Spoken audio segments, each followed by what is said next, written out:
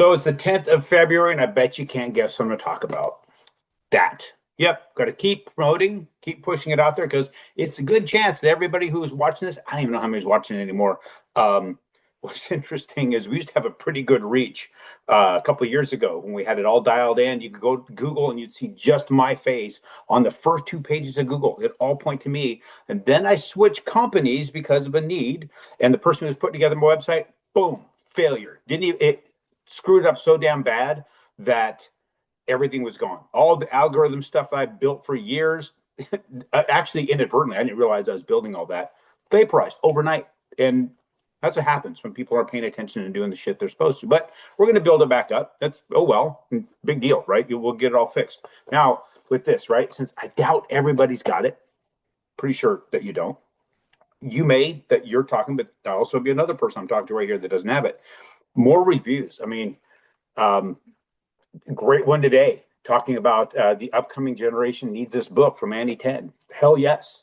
I keep hearing that from anybody, the younger generation, teenagers who are picking this up. Like, it's almost like a revelation, but there's nothing new to it. What's interesting about it, actually there was another review, an actual professional review. I had multiple, like Kirkus Reviews and Blueprint Media, those guys who did actual professional reviews. And this guy kind of, in a way, kind of crucified me. At the same time, did me some solid on at the same time.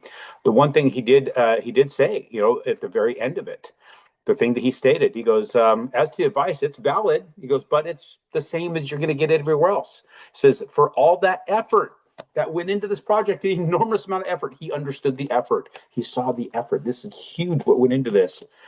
It was sad that there was just nothing new under the sun. And that's the point. When you read the book, I pointed out right out of the gate, there is nothing new. Tactics and strategies will change with everything, but the basic principles stay the same. That's it. New tactic, new strategy, and getting us out there. An enormous amount of effort went into this packaging, to all this artwork and everything that's in here, all of that. And then involvement with certain people to get this all put together, 3+ years of energy and effort. And now all the work we got to put into promoting it, podcasts, huge effort, right? But the end result is still the same. Let's take a look at any other sort of success you're looking for. Today, what did I want for breakfast this morning? I wanted a breakfast sandwich. I wanted a venison chorizo egg sandwich. I went and got my Ezekiel bread, the English muffins, and I had to grind up venison with chorizo, not that shitty tube chorizo, the actual meat chorizo, some bacon, cook the eggs, get some cheese, put that together. Huge amount of effort. Like, how did I get the venison?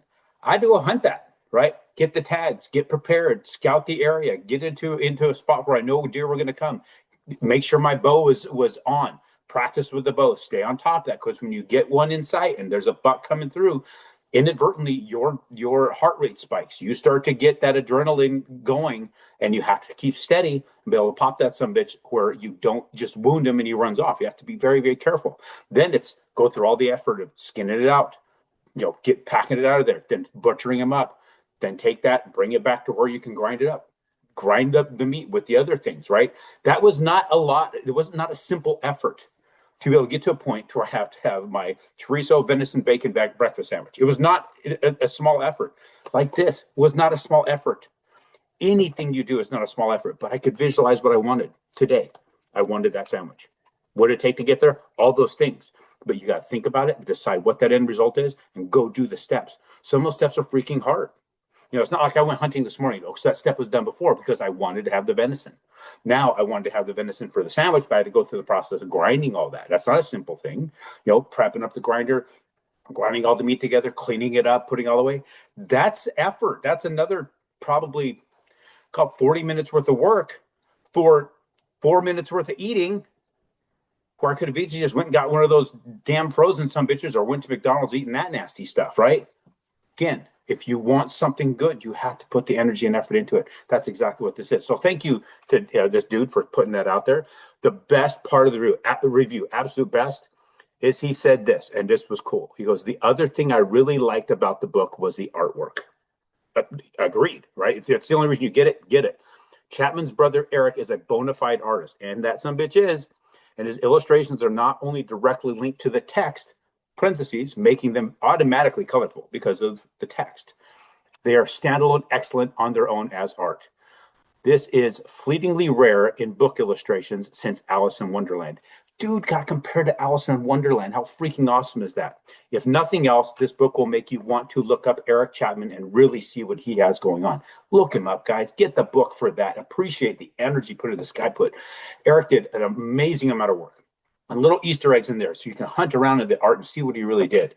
So yeah, there's that. So let's go to what you guys come here for. You come here to talk about interest rates and what we're seeing right now with the economic calendar this week. So we had retail sales this week and it shows flat. Now I'm wondering if we just didn't get a reading, saying that they're expecting them to be up by 0.5%.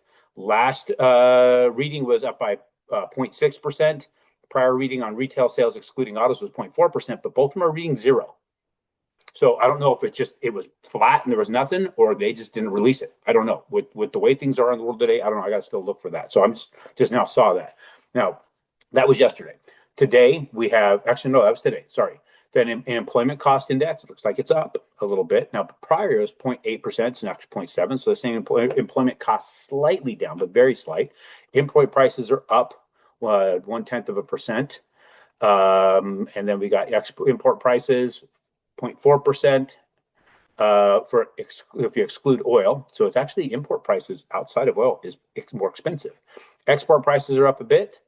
What we got coming up, though, is what really is the things that look for market movement, which is non-farm payrolls, unemployment rate, average hourly earnings. And then later this week, we've got initial claims, continuing claims, and existing home sales.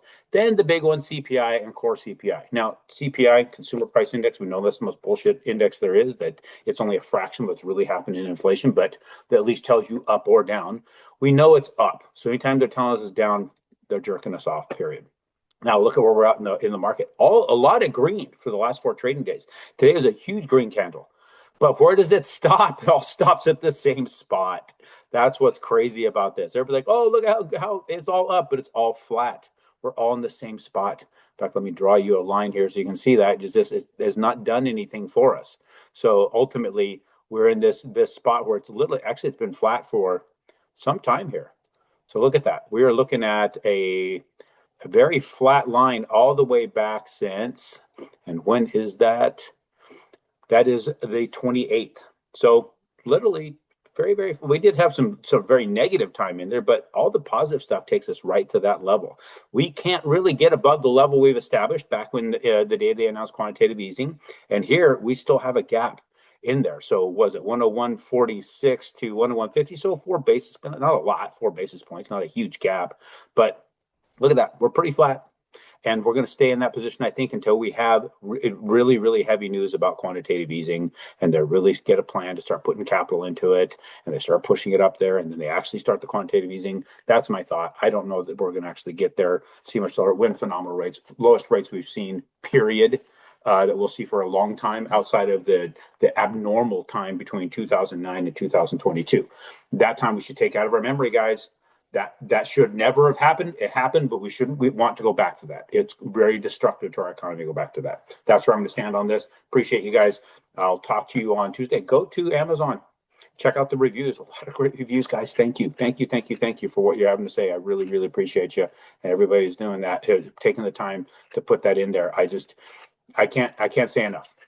I really can't. There was another one yesterday. I can't. Dude, sorry, it's in there. I got to go look it up. It's not popping up on what I'm seeing here, but just read them all. Thank you guys, every single one of you.